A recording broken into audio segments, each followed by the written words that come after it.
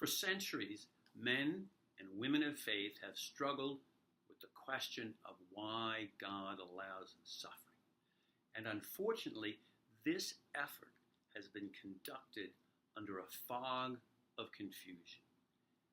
And even more unfortunately is the fact that this fog of confusion has been self-inflicted.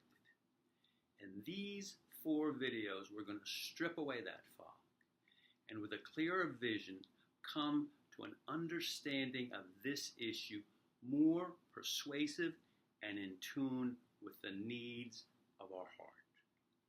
Watch just the first 10 minutes and I promise you, your understanding of this problem will be forever transformed.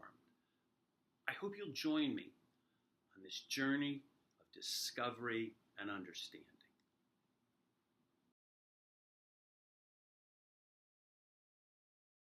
This is the first of 4 videos I'm going to be doing on the topic of theodicy, the attempt to find a rational explanation for why God allows suffering. Now I'm doing it in 4 videos because I'm going to be taking theodicy in a little different direction, and there are going to be quite a few new ideas for us to cover.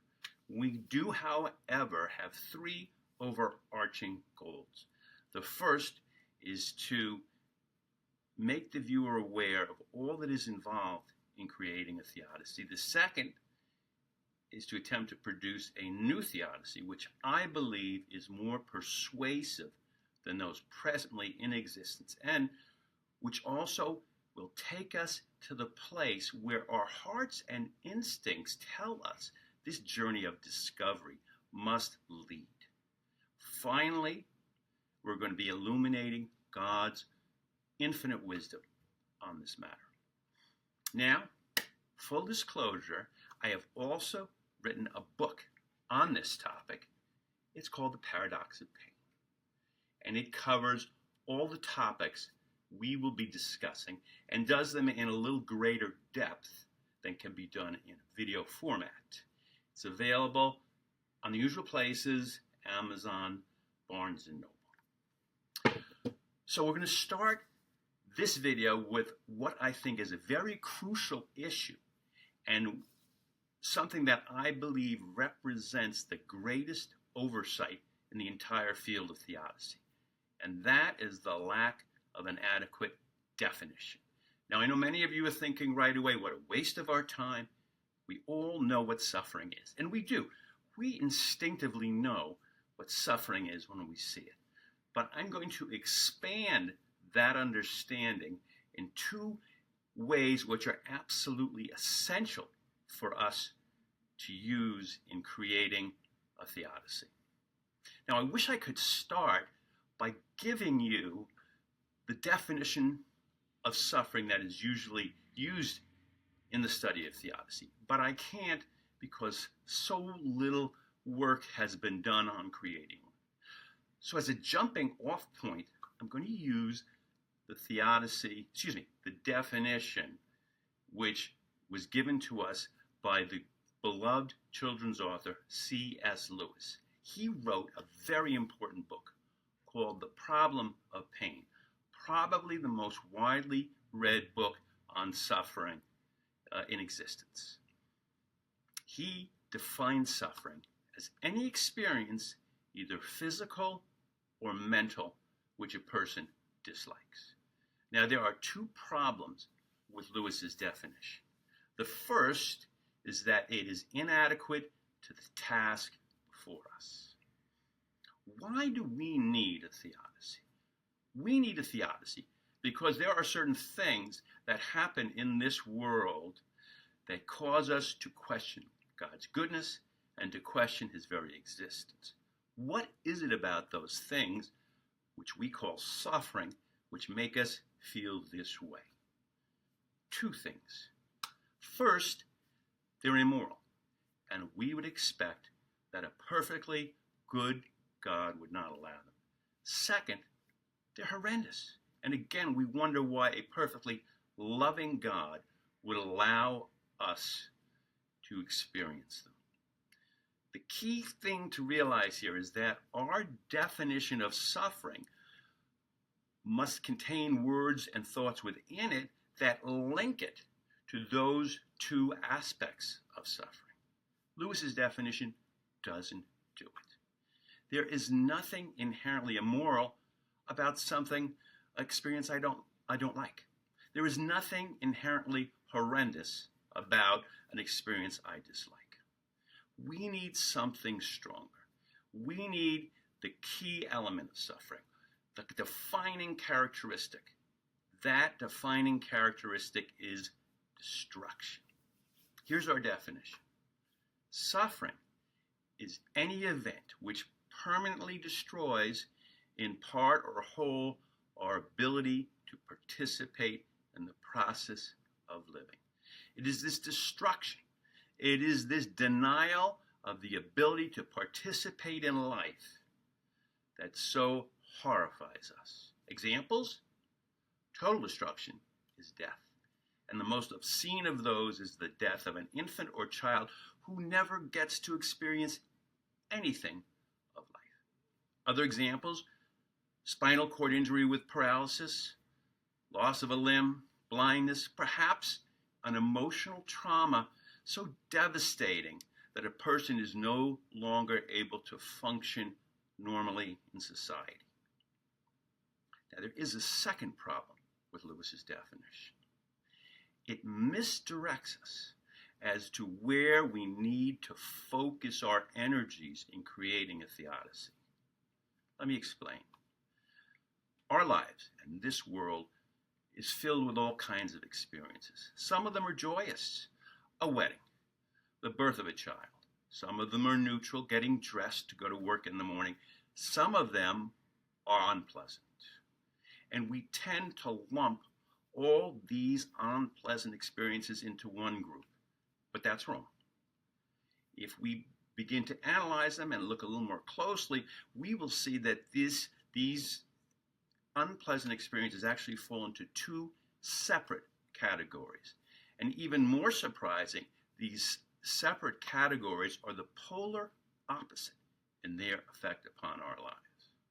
Now, the first category we just finished discussing. That's suffering. That's destruction. That's denial of the ability to participate in the process of living. What is the second category? I call this second category problems or difficulties, and they can be extremely traumatic. I'm talking about things like divorce, loss of a job, bankruptcy. When they hit us, they can paralyze us, knock us off our feet. But there's something different about these experiences. You see, once we have weathered the initial blast, we get back on our feet and we begin the long, arduous task of working through them. And what happens as we do that? We begin to reevaluate our lives, to reevaluate our values. We begin to grow. We begin to change.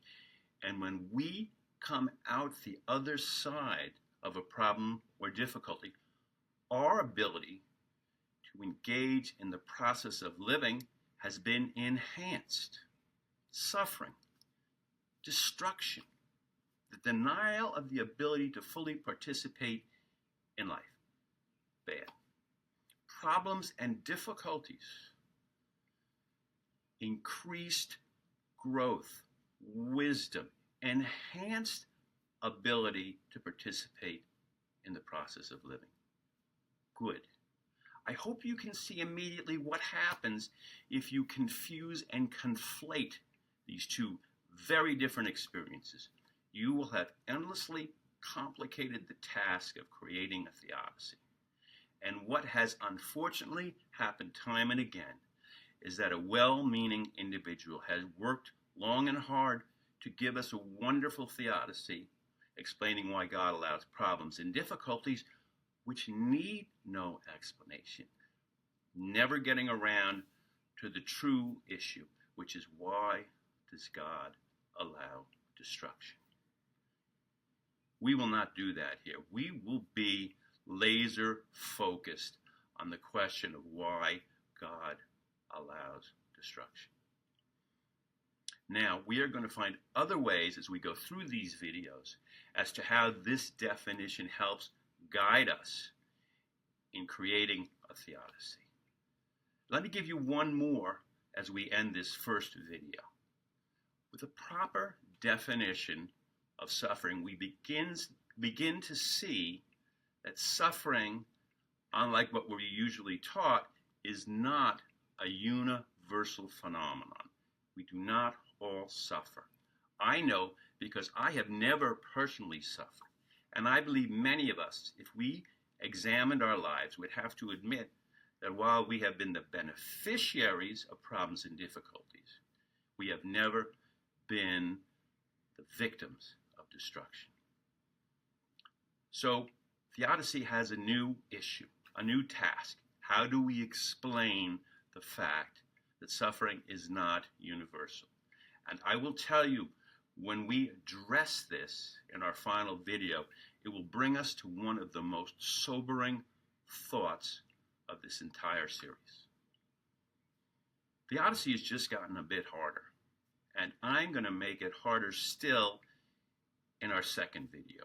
We're going to go over the 7 issues that any theodicy must address if it is to be considered a viable, persuasive explanation for suffering. I look forward to you joining me.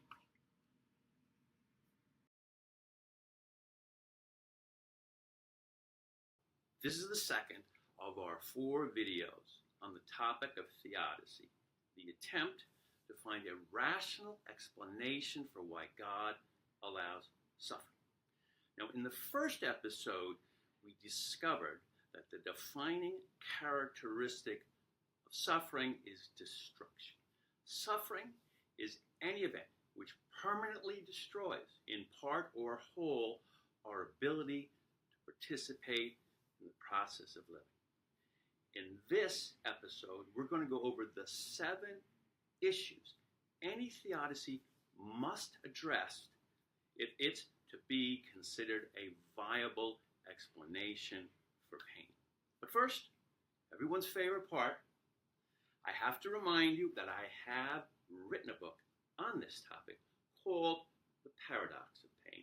It covers everything we're going to be discussing throughout these 4 episodes, but doing it in greater detail for those who would like a little more satisfying understanding. It's available on the usual online places, Amazon, Barnes & Noble. Now, we already went over one of the issues in the last video, and that was once we realized suffering involved destruction, we also realized we do not all suffer. Suffering is not universal. I personally have never suffered. So now we've got 6 left. The first 3 are well known in the literature. The first is what we might call the granddaddy of all these issues. It's the one that 95% of time is spent on. And it is simply that there seems to be a logical contradiction between God on the one hand being perfectly good, all-powerful, and on the other hand the existence of suffering. The key here is to try to find some third proposition which takes this apparent contradiction and turns it into harmony. Our second issue is what's called the quantitative issue, and this usually arises if a proposal has been put forth for some possible explanation for suffering, some possible benefit. And here the argument is that any possible benefit we could put forth for suffering simply rings hollow, crushed beneath the weight of the incredible amount of suffering that has occurred down through all of history and occurs still at present. The third is what we call the problem of absolute evil. This is actually kind of the opposite of the quantitative problem. It argues that it takes not the vast weight of suffering which has occurred to cause us to question belief in God, but just one instance of suffering, so horrible that it seems almost obscene to put forward an explanation for it. And the usual example given is that of the death of an innocent child. Now that leaves us with three, and these you haven't heard of, but I believe they are critically important. As a matter of fact, I think the next two are the most important. I call them the linchpin of the problem of suffering. Now we know what a linchpin is. A linchpin is a device that joins two objects, usually joins a wheel and an axle. And these two issues need a linchpin because they are the polar opposite in their demands upon our theodicy. It seems like if you answer one, you won't be able to answer the other. If we can find a theodicy that can deal and address both, then we have a theodicy worth holding on to. Now, the first of our two linchpin issues is the need to justify suffering. Justification was not obvious when we were working under Lewis's definition. There are a lot of things I find unpleasant that I find disagreeable. I don't need to have them justified. But once we realize that suffering is destruction, denial of the ability to participate in life, we are not going to be satisfied with some theoretic, esoteric explanation of a possible purpose. We want to know, in no uncertain terms, that the benefit to come from this destruction far outweighs the destruction and the horror that has been wrought. Let me give you an example. Say a patient comes to me. They're complaining of intermittent severe pain in their left toe. Well, I know what they have. They have gout. I say, don't worry, I'm going to take care of it. Next day, I bring them into the hospital and I take off their foot. Well, when I go to my malpractice trial and I'm testifying, I argue, well, the patient did get a benefit from what I did. I fully cured their gout. They will never have pain in that toe again. The problem, of course, is that that benefit does not outweigh the fact that I made them a cripple. We can imagine a situation where it would be justified. If a person comes to me with gangrene of the foot, then if I don't remove that foot, if I don't amputate, that patient is going to lose their lives. That would be justification. Can we do the same with suffering? Can we fully justify it? Now, over and against that is the second half of our linchpin. And I believe this is the most important issue in all of theodicy. Because I believe it is God's red line in the sand. The one inviolate rule we must never transgress. And that is that we must never in any way denigrate, minimize, or trivialize the horror that the victims of suffering undergo. If you doubt me on this, let me bring you to the book of Job. Job is the Bible's treatise on pain and suffering. And we comb through its pages looking for clues as to why God allows pain. But one of the things right there staring us in the face is the fact that over half of the book of Job deals with Job's friends and their attempt to explain Job's suffering, their attempt at a theodicy, and Job's tortured responses to them. For what do these friends do? They denigrate Job. They blame Job for what has happened to him. They say Job has sinned against God. He's brought this on himself. And they minimize and they trivialize his pain. And at the end of the book of Job, after God comes down to this earth and has dealt with Job, he goes and talks to those friends. And he is furious with him. And he says they have to sacrifice 7 bullocks and 7 rams, and more than that, they have to go crawling to Job and beg him to intercede for them with God. God is not happy when we denigrate the victims of pain. When I was writing my book, I kept a little scrap of paper taped to the bottom of my computer screen. On it was written the words that God spoke to Job's friends. And I kept it there to remind me that when you're dealing with this topic, when you're dealing with theodicy, it's a very difficult philosophical issue. But more than that, it's a serious issue because we're judging God. We're putting God on trial. And we better be sure, we better be careful that every word we say is well thought out and is carefully put forth. And I hope that God will never say to me the words he said to Job's friends. I hope God will never say to me, James, thou hast not said of me the thing that is right. Now, how is this our linchpin? Well, the problem here is, how do I fully justify suffering, an act of destruction, without at the same time seeming to minimize it, seeming to trivialize it? How do I go to a young woman who has just been paralyzed from the waist down due to a spinal cord injury, who will spend the rest of their life in a wheelchair? How do I say to them that their suffering is fully justified without making them feel like I am the greatest monster that ever lived? A tough task, but one we must accomplish if we are to have a viable theodicy. Now that brings us to our final issue. This is one we actually create if we are able to address the first six.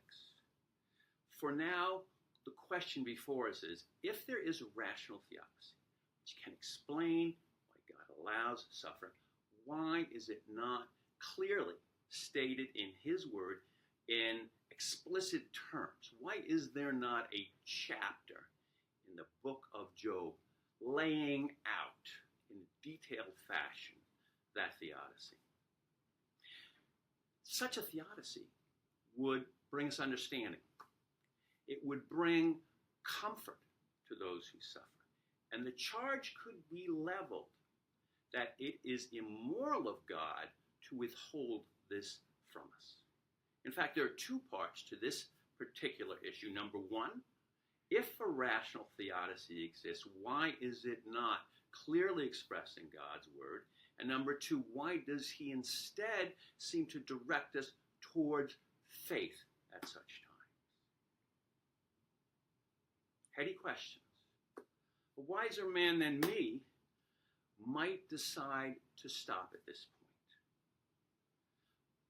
But do not be discouraged. Think of these not as roadblocks, but as our guideposts, keeping us along the proper path as we go on this journey of discovery, so that in the end we might come to the place that our hearts and our instincts tell us this journey of discovery must end.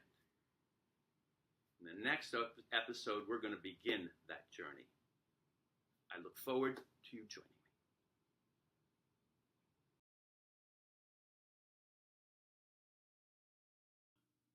This is our third video on the topic of theodicy. Now, in this video, I'm going to introduce you to our theodicy, the Moral Being Theodicy. And then in the fourth and final video, we're going to see if we can use this theodicy to answer the 7 issues that we raised in the last video. Everyone's most important part of this video now, though, is to remind everyone that I have also written a book called The Paradox of Pain, which covers all these issues for those who would like it covered in a little more depth. Available online in the usual places. Now, Here is our theodicy. The Moral Being Theodicy states that God's purpose in creation is to bring into existence individuals who may freely develop into moral individuals. And this can only occur with the presence of suffering in our world. Now, I'm thinking a lot of you are thinking this is not a very exciting sounding theodicy. You're perhaps a little underwhelmed. No radical ideas, no rabbit pulled out of the hat. But I think the important thing here is that this is a theodicy based on rock solid truths that I don't think any individual would find at all controversial. And the other thing I like about this theodicy is that even before we get to discussing suffering and how it helps us explain suffering, I want to point out that embedded in it are two very profound truths. The first has to do with God's purpose in creation. And rack my brain as hard as I can think of no more worthy purpose for God to have in creation than to give us life and then allow us to enter into the realm of morality. The reason I say that is because what is the primary essence of God's being? It's his morality, his goodness. In God's case, his perfect morality. In the Old Testament, when the angels were in his presence, they would cover their face with their wings. And what would they chant? Not powerful, powerful, powerful, but holy, holy, holy. And God is allowing us to join him in that realm.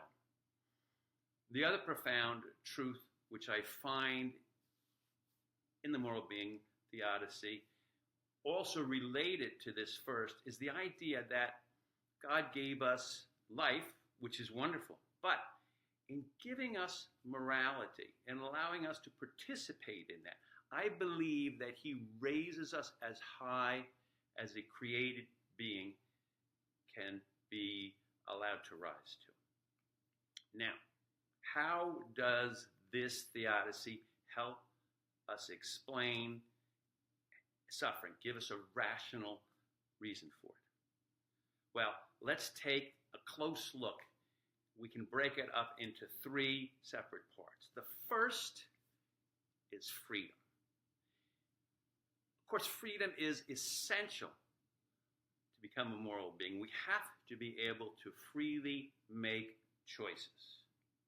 In fact, freedom is so important that there is one philosopher, Alvin Plantinga, who devised a whole theodicy based just on the concept of freedom and free will, called it the free will defense, a very well-known theodicy.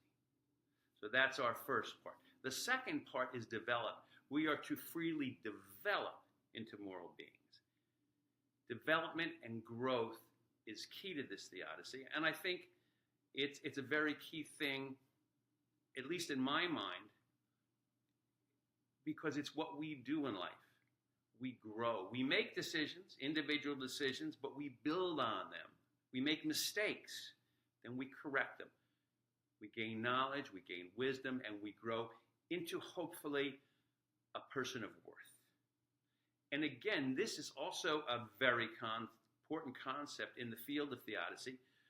There's a famous philosopher, John Hick, who developed a theodicy based on this concept of growth. He said God's purpose in suffering is to cause us to develop noble characteristics in our life.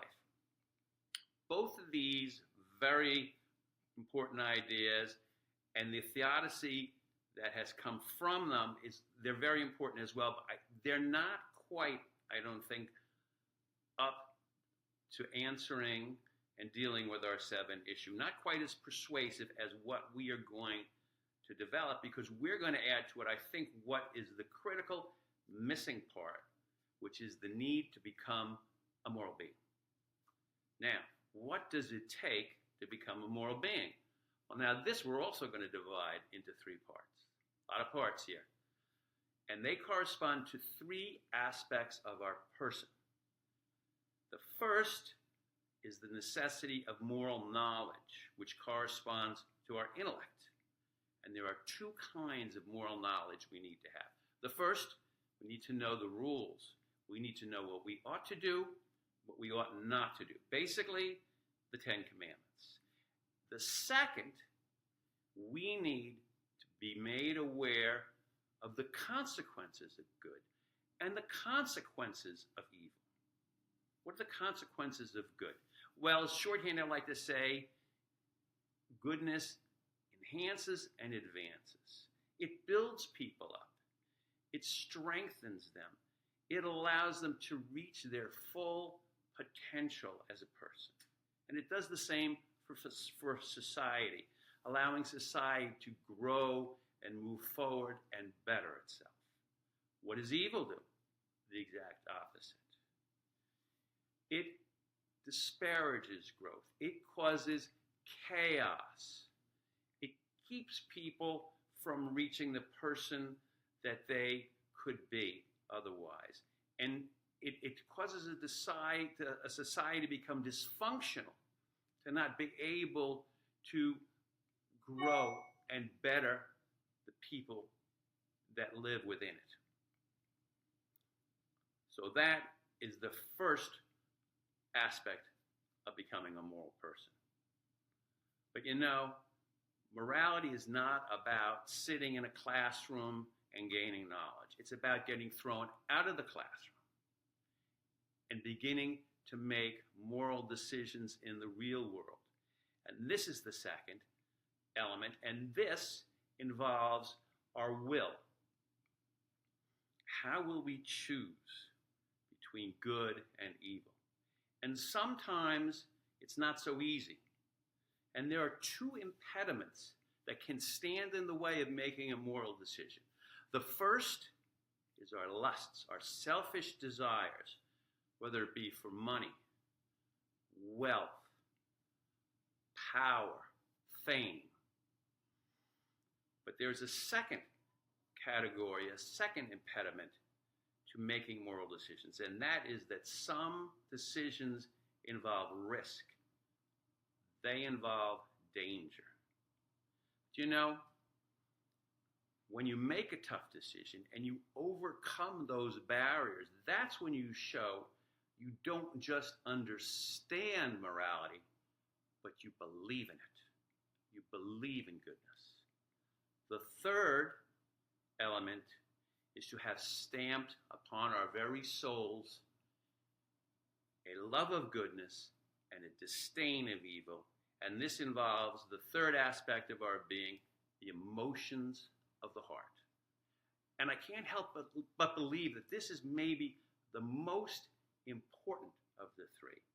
For what empowers us to make those hard decisions, to go against our lusts, to go against the possibility, the risk of danger, if not for the fact that we have that love of goodness, that determination to thwart evil. So how does suffering fit into this? How is suffering necessary to allow us to become moral beings? Well, concerning the first, knowledge, suffering teaches us as nothing else can. The horror, the devastation of unchecked evil and what it causes humanity to degenerate into. The brutality, the awful acts that we are capable of causing under the influence of evil. What about the second one? Our will, the choices we make. Here, suffering presents us with the greatest barrier to making decisions, for it presents us with the real possibility that we may become a victim of suffering. It just opens us up to to the fact that some of our decisions may lead us to danger, to sacrifice, and to destruction. What could test our allegiance to morality more than the challenge that suffering brings to us? And finally, concerning the third, the emotions of the heart, what could etch in our hearts more deeply the absolute horror of evil than the suffering that we witness on a day-to-day basis? Suffering educates us in the horror of evil. It gives us that chance to fight against it, to decide to risk danger in the fight against it and for goodness. And it infuses our entire being with a disdain of evil. Suffering is dragging us against our will and through our will to becoming moral beings. Now that's the introduction to the Moral Being Theodicy. That's the rational explanation for why God allows suffering. But we have much further to go. We have to understand the ramifications of the Moral Being Theodicy a little bit more, and then we have to see if it can address the 7 issues that we have put forth. We're going to do that in the next episode. You're not going to want to miss it.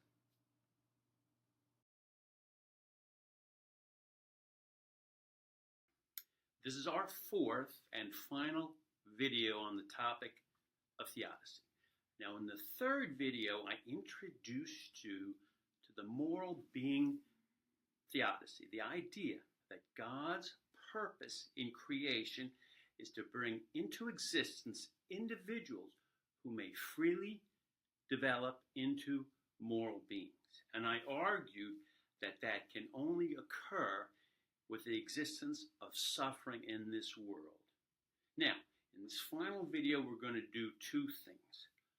First, we're going to expand a little bit our understanding of the moral being theodicy, and then we're going to see if we can answer our 7 issues. But first, couldn't forget this, everyone's favorite, must remind you once more, I have written a book on this subject called The Paradox of Pain. Covers everything here that we have been discussing, along with some other items that I think you might find of interest on the topic of God and suffering. So let's start by expanding our understanding of the moral being theodicy. And to do this, we're going to introduce an additional principle based on the 3rd function of suffering. Suffering serves 3 functions in turning us into moral beings. The first, it educates us as to the horror of the consequences of evil. Second, it challenges our will to fight against evil even at the risk of destruction, of death, of suffering. And finally, it etches upon our hearts an enduring disdain of evil. So we're going to go to that last function to get our principle. And this principle is called the paradox of evil. And there's one thing you must understand right up front. It can be expressed in 8 simple words, yet the paradox of evil cannot be understood in a lifetime, because the comprehension of this paradox is beyond the ability of the rational mind. Here is our paradox. The purpose of suffering is to be hated. Now, how is that a paradox? And how is it beyond human understanding? Well, first, when I use the term purpose, I'm using it to mean a positive benefit. The purpose the positive benefit of food is nourishment. The purpose of a medication is to treat an illness. And I'm saying the purpose of suffering in bringing us to become moral beings is to cause us to hate evil. Now, how is that a paradox? Well, you can't hate something and at the same time see it as having a positive benefit. You can't do one. You can do one or the other. You cannot do both. And there's even a more basic reason why this is beyond human understanding. You see, suffering has a purpose, but only if we hate it. If we were to somehow, in our arrogance, think we understood and could grasp that benefit of suffering, we would stop hating it. And then what would happen? Suffering would lose its purpose. It would no longer be beneficial, and it would become hateful all over again. It's kind of like going round and around in a circle. It can kind of make you dizzy. The key thing here is that the paradox of evil tells us we have hit a roadblock in our attempts to rationally, intellectually understand suffering, and we can go no further. So what does that bring us to? Where are we right now? Actually, we have gone a long way. The Moral Being Theodicy has totally defeated the atheist argument. Suffering is absolutely essential to accomplishing God's purposes. Without suffering, He cannot make us into moral beings. We no longer need to worry that suffering invalidates God's existence, His perfect goodness, or His omnipotence. But we've always wanted, at least I've always wanted, to see if we could go further. We would like not just simply to have a theodicy to explain why there is suffering. We would like to have a comprehensive, satisfying understanding of suffering, one that could allow us to incorporate suffering into our worldview, to have it make sense to us. And what we find with the paradox of evil is that that is not possible, because we cannot go any further towards understanding suffering, which seems at first a defeat, but I think it's the exact opposite. I think it's the validation of the worth of the Moral Being Theodicy. For where has this theodicy brought us? It has brought us exactly to the place where, as I told you, our hearts and instincts tell us we must be at. And that is the truth. That suffering will always devastate us, will always shock and horrify us.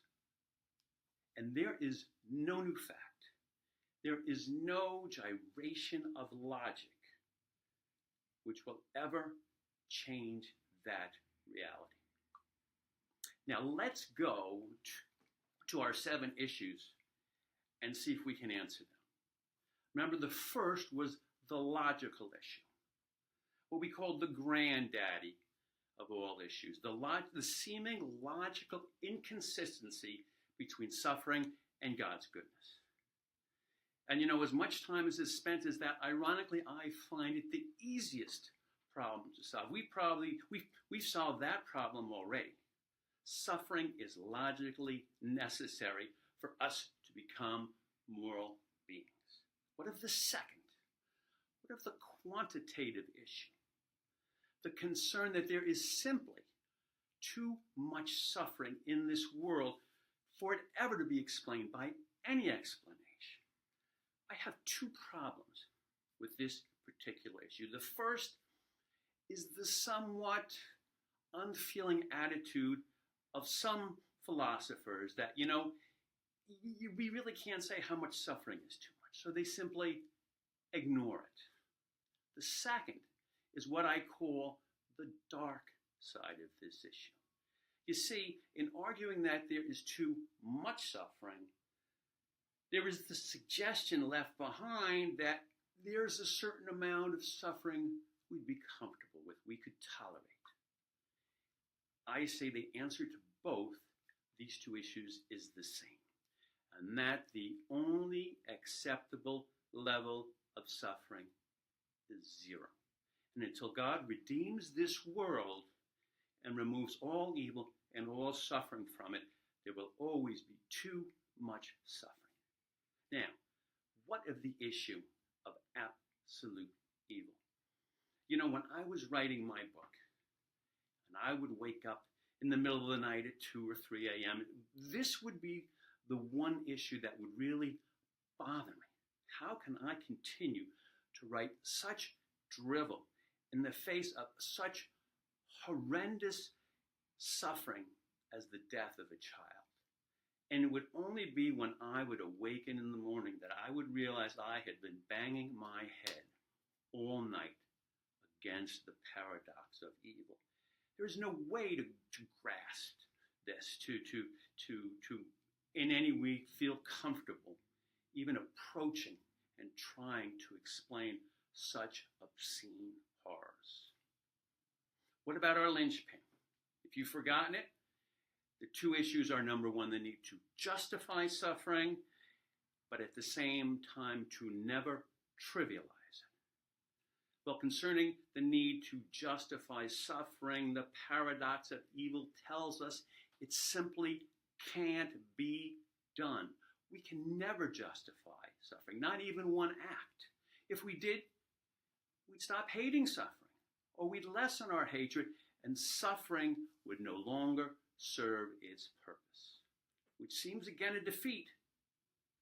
But again, I find it just the opposite. For the silver lining here is that we never need worry that we will cross God's red line, that we will ever trivialize or minimize the horror that the victims of pain undergo.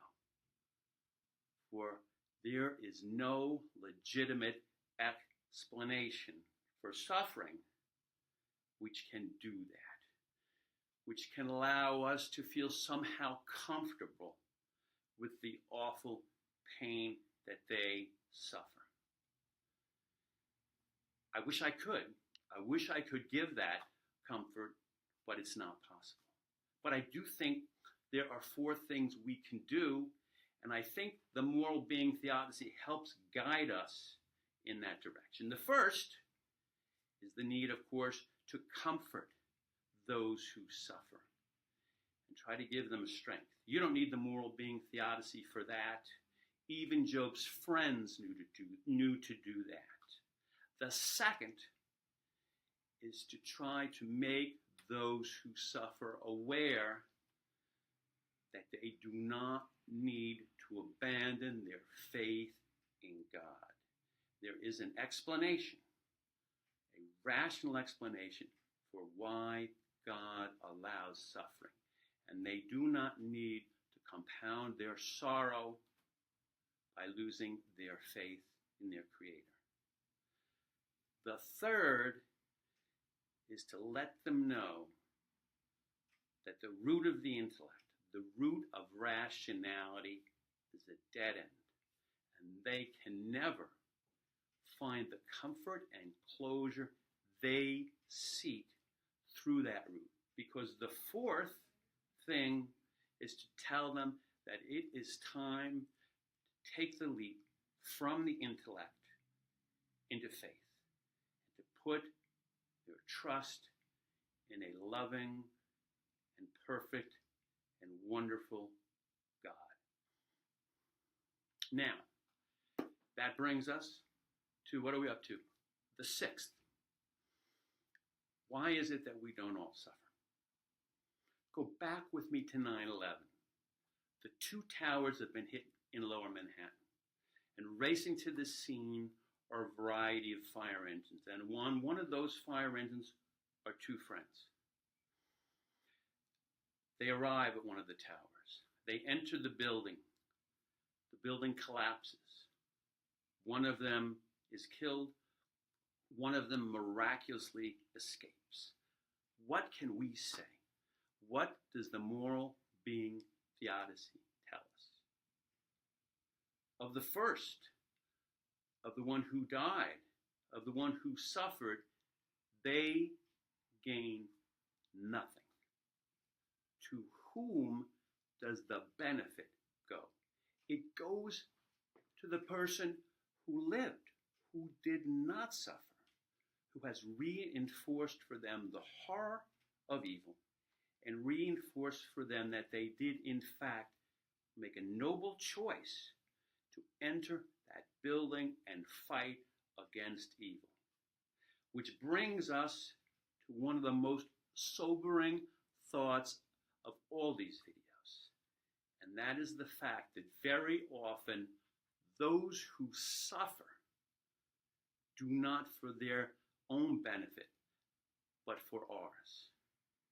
Which means that all of us have an incredible debt, a debt we can never repay to those who suffer in this life.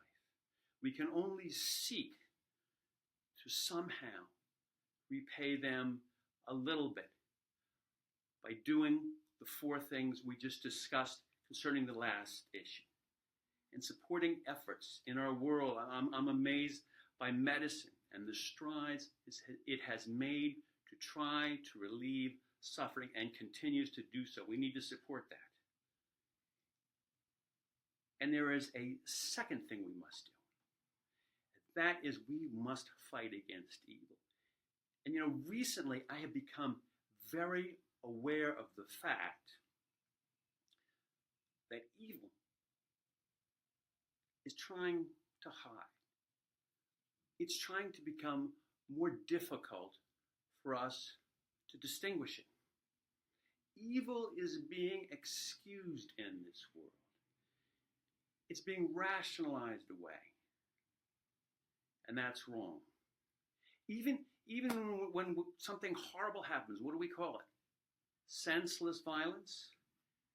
Senseless evil is, I think, the more appropriate term. And don't forget that even though it may be senseless, evil has a purpose. It wants to fill our hearts with fear. It wants to discourage us. It wants us to despair of the possibility of goodness triumphing in this world. So we must fight against it. We must fight against it, not to negotiate with it, but to eliminate it. That's my little sermon. Now we're to our final issue. If a theodicy exists, a rational explanation for suffering, why is it not in God's Word? Why is the Moral Being Theodicy not clearly presented in the Bible? Well, I think maybe some of you are already starting to grasp the reason for this, but let me make it explicit. I think the Moral Being Theodicy is a wonderful tool to fight against the charges of the atheist, whether that charge be in discussions, in the lecture halls, in books, even on YouTube videos. But there is a danger with the Moral Being Theodicy, and that is that many will read it and in their arrogance think they have a grasp of the purpose of suffering, when the truth is exactly the opposite. The truth is the Moral Being Theodicy tells us we can never grasp suffering.